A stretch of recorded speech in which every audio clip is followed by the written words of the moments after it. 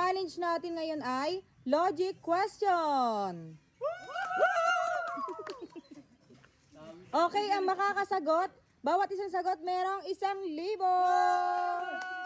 Wow! Okay, ito ang ating unang tanong. Pabobohan siya na. Ano ang pwede mong gawin sa gabi na hindi mo pwedeng gawin sa umaga? Matulog. Ba't ko sumasagot? 5. Ulit Pass. na. Ulit daw. Pass daw. Dali As doon. daw. Ano ba? Okay. Okay.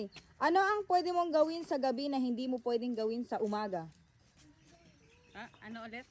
Ano ang pwede mong gawin sa gabi na hindi mo pwedeng gawin sa umaga?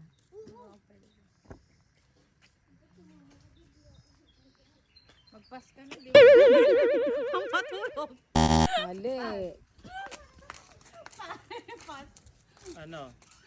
Besere yan. Pas agad ah. Kumain. Mali. Pas. Wait lang, wala. Ano ang tanong? Oh, huwag niyo itakbo yan. Ano ang pwede mong gawin sa gabi na hindi mo pwedeng gawin sa umaga? Beba Radio, alam mo to. Pass na lang. Pas lang. Iba naman, iba Okay, sabihin natin yung sagot kasi nanggaling na sa'yo eh. Ang sagot ay maghapunan. Tama, si Tisyo. Hindi. Ito, madali lang to. Anong key ang nakakabukas ng saging? Pototiki. Mali. Ang dali na. Ulitin ko.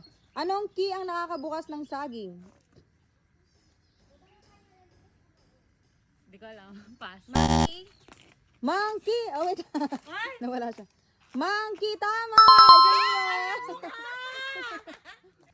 Sumakay ako. Umupo ako. Sumandal ako. Pumara ako. Ah. Tumayo ako. Ah. Bumaba ako. Oh.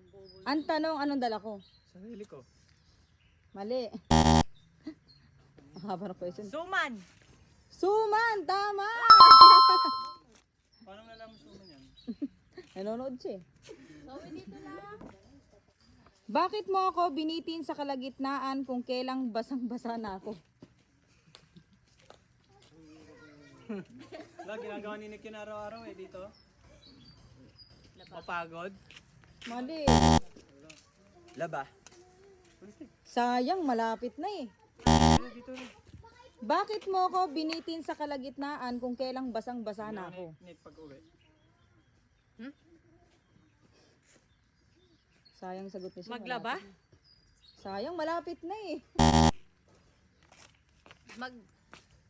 Magsampay? Tama! Ano? Sira yun ako.